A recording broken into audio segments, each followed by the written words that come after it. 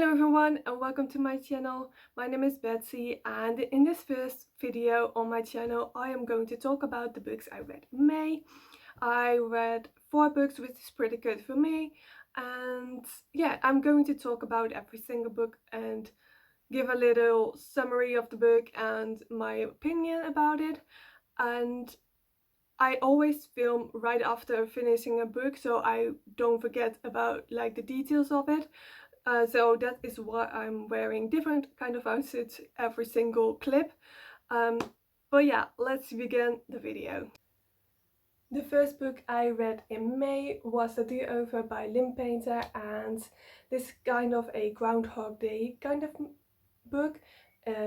So Emily wakes up on Valentine's Day. She planned the perfect day for herself and her boyfriend Josh, but nothing goes according to plans. She gets into a car accident. Her internship was cancelled and she finds her boyfriend Josh kissing someone else. So at the end of the day she goes to her grandmother's house to cry and talk about it, and a few hours later she wakes up again and she thinks it's the next day, but it is Valentine's Day again, and she has to relive Valentine's over and over again, and she's trying to find a way to make things right. But at one certain point she is like, whatever, I don't care anymore, and she does like all those crazy things, which was very funny. I really like Lynn Painter's writing style. It's so very easy to read. I really like that, and yeah, I really like this one and I can definitely recommend it. The next book I read in May was Weather Girl by Rachel Lynn Solomon, and honestly I don't have a lot of thoughts about it. I didn't hate it, but I also didn't love it. It was just okay for me. It's about a woman named Ari, and she has a dream job. She has a great support system, but she's also struggling with depression, and now she is slowly falling in love with her co-worker, but at the same time she's also afraid that he will reject her because she has depression. So yeah, I don't think this book is for everyone, especially if you are also struggling with depression. It might trigger you, I don't know.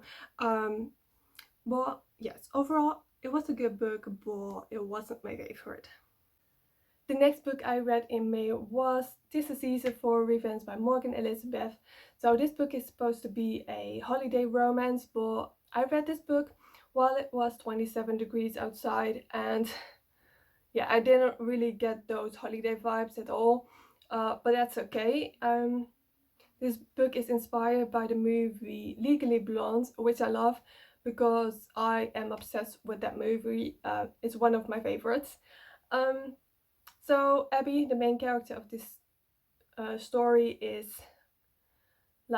was in a very toxic and abusive relationship, and she got out of it, and she finally realizes what kind of asshole he was, and she wants to have revenge. And her plan is to sleep with his boss, Damien. The thing is, and I really struggled with this, like Richard is supposed to be the bad guy in this story, like the very toxic and abusive person, and Damien is supposed to be like this nice guy, very gentleman and all that. But the thing is, I didn't get those vibes at all, because I thought Damien was very toxic and controlling as well.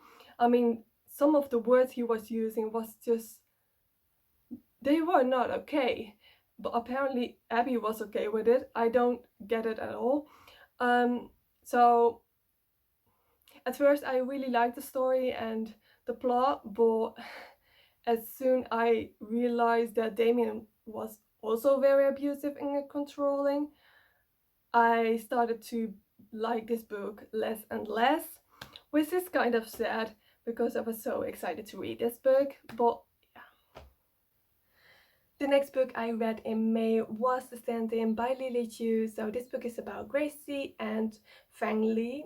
So Gracie is like a normal person, has a job and everything, just an ordinary woman. And then you have Fang Li, who is like a big superstar. She's like super famous. and they both look pretty similar, not identical but pretty similar. So Feng Li is like very stressed out at this moment. She's just tired and she's struggling with the mental health, and she asks Gracie to pretend to be her. It reminds me a little bit of The Parent Trap without the parents, and they don't really switch places. Only Gracie pretends to be Feng Li, but okay. Anyway, there's also Sam, who is Feng Li's best friend, and Gracie has a crush on him. So it was really cute to read. I've never read any other books by Lily Chu, but I think this won't be the last one because I really enjoyed it. So I can definitely recommend this book. So these were the books I read in May. I hope you liked the video. Thank you for watching, and I hope to see you soon again. Bye!